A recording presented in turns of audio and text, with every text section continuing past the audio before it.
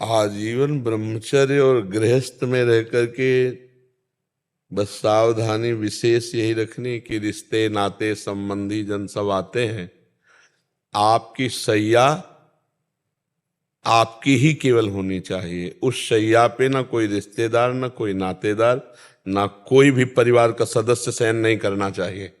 क्योंकि जिस शैया पर हम शयन करते हैं, अगर उस पे भोगी पुरुष शयन करेंगे तो उसमें भोग के परमाणु होंगे और हमें शयन के समय काम वेदना जागृत होकर के हमें परेशान करेगी। अगर कभी ऐसे रिश्ते नातेदारों के घर भी जाना पड़े, मान लो गृहस्थी में रहते हुए, तो उस उपासक को चाहिए कि एक अपना वस्त्र रखे ऐसा बिछाने वाला, चाहे वो एक चद्दर ही क्यों ना हो, वो पर्सनल अपने उस सैया के ऊपर अपना चद्दर बिछाकर ही शयन करे, अपना आसन और अपना भोजन का पात्र। अगर भोजन का पात्र मान लो एक रिश्तेदार है आपके घर आया है, आपके घर वो मांस नहीं पाएगा पर वो बाहर मांस खाता है, वो मांस खाने वाला, शराब पीने वाला उसी पात्र में भोजन पाया और उसी पात्र में आप भोजन पाएंगे, आप ब्रह्मचर्य नहीं रह सकते, आप साधना नहीं कर सकते। इसलिए ब्रह्मचर्य और साधन परायण उपासक को अपने पात्र और अपना शयन और अपना आसन ये बिल्कुल अलग रखना चाहिए। अगर ये रख पाया तो मुझे लगता है घर में भी रहते हुए ब्रह्मचर्य रह पाएगा और भगवत आराधना कर पाएगा। नहीं तो संस्कारों का बड़ा प्रभाव होता है।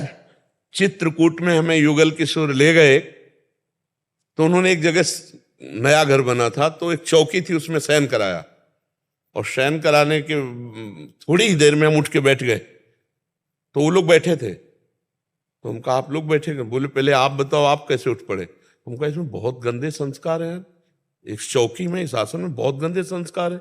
अभी हम तो हमको ऐसा ऐसा आभास, बोले बस यही बाबा, यही देखने के लिए हम लोग बैठे थे कि बाबा को क्या अनुभव होता है। तो हमका लिटाया क्यों, बोले मकान खरीदा है तो इसके संस्कार देखने के लिए पहले सुला था। मतलब उस चौकी में, उस आसन में संस्कार थे। तो हम अगर बिस्तर में विषयी पुरुषों के सोए तो उसमें विषय संस्कार होते हैं। तो हमको आजीवन ब्रह्मचर्य रहने के लिए अपने भोजन के पात्र और अपने शयन और अपने को पवित्र रखना, 2 बार स्नान तो करना ही है अगर आजीवन ब्रह्मचर्य रहना है। नैष्ठिक ब्रह्मचर्य के लिए त्रिकाल स्नान, आज हमने सत्संग में बताया, पूरा जीवन हो गया 3 बार स्नान करते हैं। सोच लगे ना लगे हमारी दिनचर्या है। तो क्योंकि ब्रह्मचर्य को संभालने के लिए बहुत संयम की जरूरत है। और जैसे बहुत पकवान हैं या खट्टे पदार्थ हैं, इनको ब्रह्मचर्य के लिए निषेध किया गया है। जो बादी पहुंचाने वाले पदार्थ हैं और जो पकवान गरिष्ठ पदार्थ हैं और जो बहुत खट्टे पदार्थ हैं, उनका खान पान त्यागे। और किसी भी ऐसे पुरुष से बात ना करे जो विषय संबंधी थोड़ी भी वार्ता करता हो। गृहस्थी में होते हैं ना कुछ रिश्ते नाते ऐसे जिनमें मजाक, बिल्कुल नहीं। अगर आजीवन ब्रह्मचर्य रहना है तो बिल्कुल किसी तरह का ऐसा संभाषण ना हो, और ऐसे कोई दृश्य दृष्टि में पड़ जाए तो दोबारा देखे ना, और अपनी नेत्रेंद्री को बचावे और चिंतन को बचावे, चाहे पशु पक्षी के ऊपर ही क्यों न जाए। तो हमें लगता है फिर गृहस्थ में रहकर ब्रह्मचर्य रहा जा सकता है।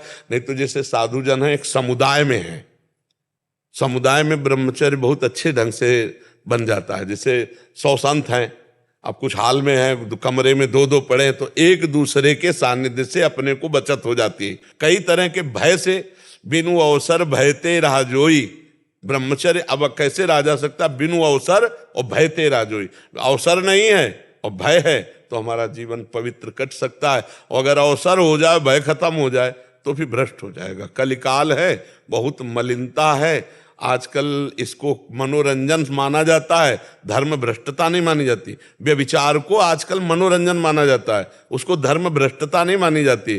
तो फिर ब्रह्मचर्य रहना, ये सब बहुत कठिन बातें हैं। और अगर निर्वाह कर ले गया तो बहुत जल्दी भगवत प्राप्ति हो जाती है ब्रह्मचारी को, क्योंकि उसकी अखंड स्मृति में ब्रह्मचर्य उसका सहयोग करता है। और जहाँ अखंड स्मृति आई तो भगवत प्राप्ति हो गई। यस्य स्मरण मात्रेण जन्म संसार बंधनात् विमुच्यते नमस्तस्मै विष्णुवे प्रभु विष्णुवे। जिनका अखंड स्मरण जन्म मृत्यु के चक्र का नाश कर देता है, वो भगवान श्री हरि। महाराज जी, भजन मार्ग में छल कपट को कैसे पहचाने? सत्संग में सुना, निर्मल मन जन सो मोहि पावा, मोहि कपट छल छिद्र न भावा। अंदर कुछ है, बाहर कुछ बोलते हैं। वाणी में, मन में और आचरण में जिसके एकता पाई जाती है वो संत है। जिसका वाणी कुछ और है, हृदय में कुछ और चल रहा है और चरित्र कुछ और है, उसे कपट कहते हैं, उसे छल कहते हैं। तो कपट को पहचानने की जरूरत थोड़ी, तो अंदर ही समझ में आता है कि हम कुछ बोल रहे हैं और है कुछ, और हमारे आचरण कुछ है, इसी को कपट कहते हैं। हम दिखावा जो करते हैं उसे कपट कहते हैं। जैसे कपट वेश कालनेमि ने धारण किया, वो साधु है नहीं, पर साधु का वेश धारण किया ना। तो हम ऐसे जो भक्ति में या किसी भी कार्य में कपट करते हैं, तो भगवान कहते हैं मुझे कपट अच्छा नहीं लगता। दूसरों के साथ छल करना, कपट करना, ये भगवान को अच्छा नहीं लगता। सरल स्वभाव न मन कुटिलाई, सरलता, हम जो बोल रहे हैं वैसे ही हमारे मन में चल रहा, वैसे हमारे आचरण है। हम सच्चाई से सबके सामने पेश आवें, कोई बनावटपना नहीं होना चाहिए, कोई छल नहीं होना चाहिए, कोई कपट नहीं होना चाहिए। तो भगवान को, जैसे हम नीच हैं तो हम नीच हैं, कामी है तो हम कामी अपने प्रभु के हैं, हमारे प्रभु सुधारेंगे, हम वैसे जैसे हैं वैसे। बड़े बड़े संतों ने देखो कैसे अपनी बात कही। गोस्वामी जी कह रहे, जो मैं अपने अवगुण कहूँ, बाढ़े कथा पार नहीं लहूं।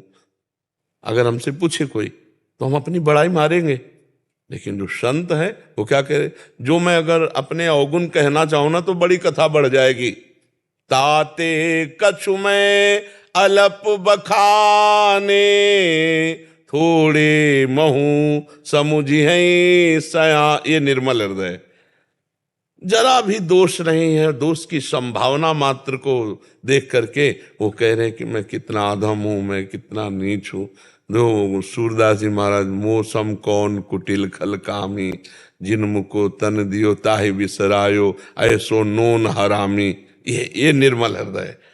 हमसे पूछा जाए तो हम अपनी मलिनता को छुपाकर साधुता को प्रकाशित करेंगे, अपने नीचपने को छुपाकर महानपने को प्रकाशित। ये छल है, ये कपट है। भगवान करे मोह कपट छल छिद्रन, निर्मल जन मन सो। देखो निर्मल मन से हनुमान जी महाराज कह रहे, असमय अधम सखा सुन मोहू पर रघुवीर। नहीं कह रहे मैं ऐसा अधम हूं ऐसा। सबरी जी देखो निर्मल हृदय, अधम ते अधम, अधम मति नारी, तिनमा मैं मति मंद अघारी। ये